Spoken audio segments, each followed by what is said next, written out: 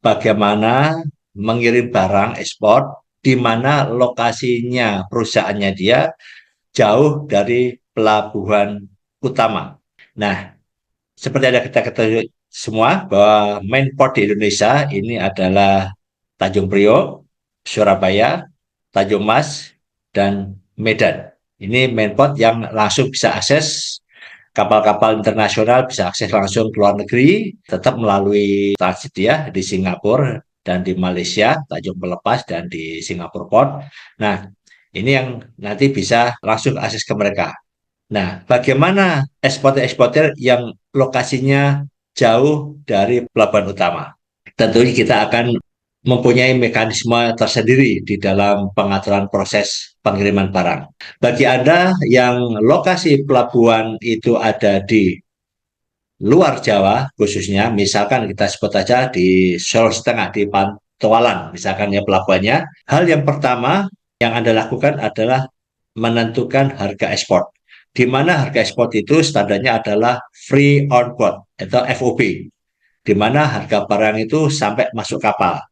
Dan tentunya masuk kapal ini adalah kapal-kapal utama, kapal-kapal yang ada di pelabuhan utama, port of loading-nya ya. Tadi itu Surabaya, Tanjung Mas, Tanjung Priok, dan Belawan. Sehingga Anda nanti bisa menentukan saya menggunakan pelabuhan utama yang mana, pelabuhan terdekatnya yang mana. Karena nanti FOB akan diteruskan dengan port of loading-nya di mana. Misalkan Anda ada di Sulawesi Tengah, di Pantaualan. Ketika Anda posisinya ada di sana, Anda untuk menentukan harga ekspor FOB Tanjung Perak Port yang terdekat, maka Anda harus mulai melihat dua multimoda. Apakah menggunakan jasa kontainer tapi ya, pakai kontainer dengan laut itu, atau tetap kita menggunakan laut ya, tapi menggunakan jasa ekspedisi. Nanti mungkin ada yang bisa lewat darat atau juga pakai via laut juga. Nah, ini ada perhatikan antara ekspedisi dan forwarder yang bisa urus kontainer. Anda hitung biayanya. Karena nanti biaya ini sangat penting. Yang kemudian dari biaya itu ada compare, mana yang tentunya paling murah. Yang kedua ada compare juga terkait dengan delivery-nya, delivery time-nya, selling time-nya berapa lama. Jadi ada perhatikan, kalau menggunakan kontainer melalui laut mungkin membutuhkan waktu sekian hari, kalau menggunakan dengan kapal Anda perhatikan delivery time-nya ya. Jadi misalkan Anda posisinya ada di Sulawesi ya, entah itu Makassar, entah Sulawesi Tengah dan sebagainya ya. Jadi yang pertama Anda tentukan adalah harga ekspornya. Itu harus FOB pelabuhan ya, pelabuhan utama. Kita sebut misalkan FOB Tanjung Perak Port.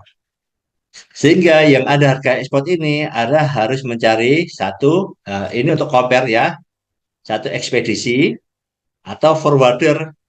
Kalau ekspedisi ini biasanya menggunakan truk, kalau forwarder biasanya menggunakan kontainer. Dua-duanya ini kita akan memperhatikan terkait dengan cost-nya. Nah, ya. Berapa banyak? Mana yang lebih murah tentunya kita cari ya di situ.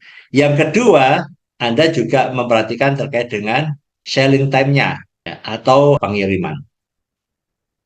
Jadi kalau dari gudang Anda, kalau menggunakan truk ya, langsung mungkin tetap melalui pelabuhan ya, pelabuhan kalau menggunakan kapal ya, terus sampai ke pelabuhan utama kita di Surabaya.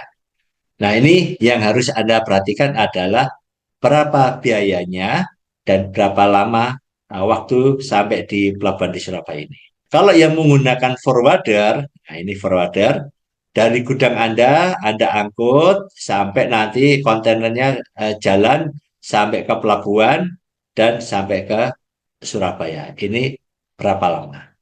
Sehingga nanti akan ketemu biayanya, apa ya, freight-nya atau inland transportation. Nah, ini kalau misalkan tidak menyeberang lautan ya. Sebagai contoh yang mudah ini yang pernah kita handle itu adalah untuk pengiriman misalkan ini ya dari Lombok ya, pelabuhannya Lembar. Lembar yang kita ketahui itu ekspornya bisa menggunakan truk ya, pengirimannya truk. Nah, truk ini masuk kapal kapal waktu itu yang kita kenal Legundi. Legundi sekarang ada banyak ya, ada berapa gitu ya Legundi. Dari kapal Legundi ini truknya masuk kapal Legundi terus sampai ke Tanjung Perak. Nah, di sini eksportirnya tentu sudah tahu biayanya berapa. Sehingga nanti akan ketemu ini sebagai komponen biaya, Anda akan ketemu harga FOB. Ya. Nah, selanjutnya setelah barang itu sudah dikirim masuk ke Surabaya yang ada di sini ya, Tanjung Perak misalkan, sesampai di gudang di Tanjung Perak, ini gudang ini yang disebut gudang konsul ya atau CFS, Container Freight Station. Apa yang harus Anda lakukan sebelum menemukan gudang ini? Anda harus kontak forwarder internasional yang iso berlokasi di Surabaya. Bisa jadi lokasi forwarder itu di Jakarta, di Semarang, ataupun di daerah Anda juga. Tapi yang penting bisa menghandle transaksi yang ada di Surabaya ini. Ya, di situ nanti Anda mengarah ke internasional. Jadi nanti untuk freight juga ada ya di situ. Nanti ada dapat informasi terkait freight dari Surabaya ke mana misalkan ke Isiung misalnya ke Isiung. Nah, misalkan begitu ya. Dan juga biaya-biaya lain. Ya, biaya MKL. Dan ada lagi, ini namanya gudang. Ya, gudang konsul. Karena barang itu nanti, begitu truk Anda sampai di gudang ini, kan dibongkar lagi. Ya, dibongkar lagi masuk di gudang. Itu ada suatu kegiatan lagi, termasuk lolo, lift on, menurunkan barang ke gudang itu. Jadi, semua ada biayanya. Nah, inilah yang disebut biaya restafing. Nah,